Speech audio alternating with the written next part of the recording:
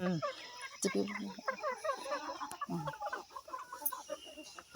guys, local মুৰ্গী আৰু এইখিনি ডিম সিহঁতি পাৰিছে। এইখিনি দেখিছেনে? উমনি দিব পাৰিব। এইখিনি মানে উমনি দিব পাৰিব। আমাৰ ডাকুৱা কুকুৰা আছে নহয়, উমনি দিব পাৰিব। দেখিছেনে? এইখন ফাৰ্ম এখন মুৰ্গী ফাৰ্ম।